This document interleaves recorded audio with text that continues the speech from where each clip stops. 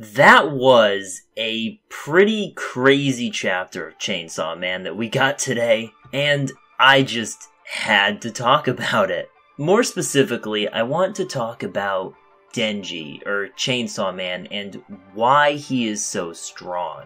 Because we got a lot of information that's really important to why he's such an important character in the story of Chainsaw Man. Why he is the title character. So, a long while back, we got this exposition that devils are essentially immortal. If they die, they'll just come back into hell or earth, whichever one they weren't in at the time of their death. And we know that Chainsaw Man has killed a lot of devils, and he himself has died a lot. But even if he has just killed a lot of devils, that wouldn't explain why he is so feared. And now we know why. Because he is the only being that is able to end their immortality. He is the exception to the rule. And I think that this introduces two reasons as to why Chainsaw Man is so strong. And I think either one or both of them could be true.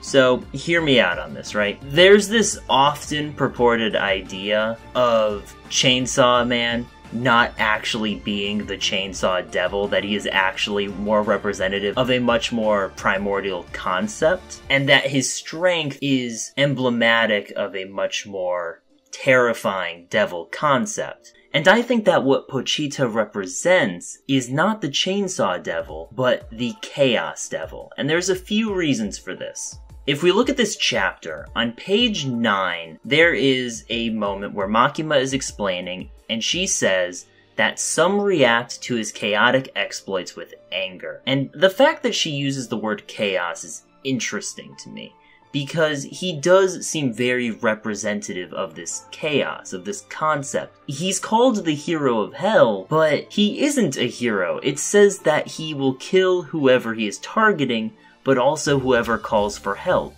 He is indiscriminatory. He goes after whatever's in front of him. He is just this chaotic being.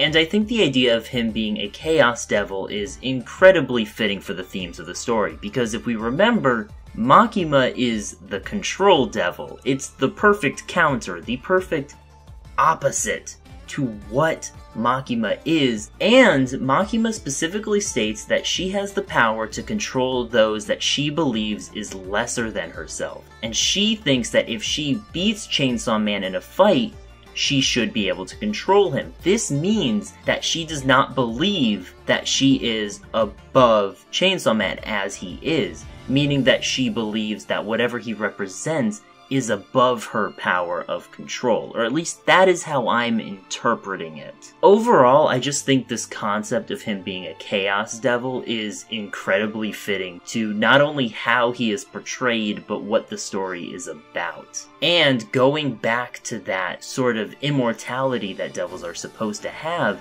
it makes sense for his ability to pretty much consume them for eternity, because chaos isn't just about things just happening randomly. Chaos is about breaking the rules.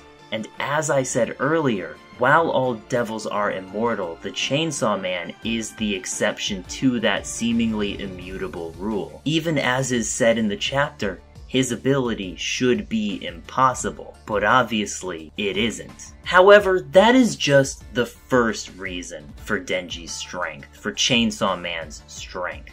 Because I think there's more to it than just him being more representative of a greater concept.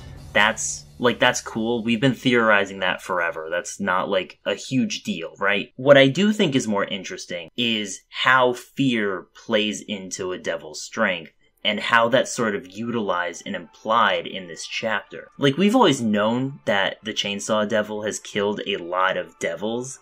Like, we got that confirmed when we found out that that's what a lot of devils hear before they die. But here it's pretty much confirmed to us that yes, the Chainsaw Devil actively murders devils all the time. So I want you to imagine this, right? You're a devil, you're in hell.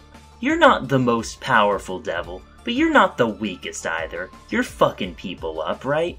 So you're just going around slaughtering other devils. And the ones that see you do that, they're suddenly more afraid of you, right? Because they don't want to die, obviously. It even says that a lot of devils ran away from him. So imagine this. You're this devil and you've killed a lot of other devils, and now these other devils are afraid of you, and suddenly that adds to your power. And because you're more powerful, you can kill other devils. More powerful devils, thus adding to your power. And it's sort of this perpetual motion machine of fear and power. Did I say perpetual motion machine? I believe I did, because on chapter 19, that is exactly what Denji does. All the way back then when he was fighting the Eternity Devil, he created a perpetual motion machine of him making the Eternity Devil bleed and him drinking that blood to maintain his stamina. So I think that this is a very plausible method for a devil to gain strength, as it's something that was even kind of foreshadowed all the way back then as something that the Chainsaw Devil would do. And I think that just makes a lot of sense for what he is sort of presented as. Now, look, I could be wrong about both of these. I could be wrong about one of these theories. I could be right about both of them. I think that they're both plausible, and I think that they both serve as good ways of explaining why he is strong with the new information that we've gotten in this chapter. Either way, I don't know what's going to happen next. I am so intrigued about what's going to go down in this next chapter, because this is just insane. Either way, I look forward to the reveals that we get from here on out. Thanks for listening, guys, and have a good day.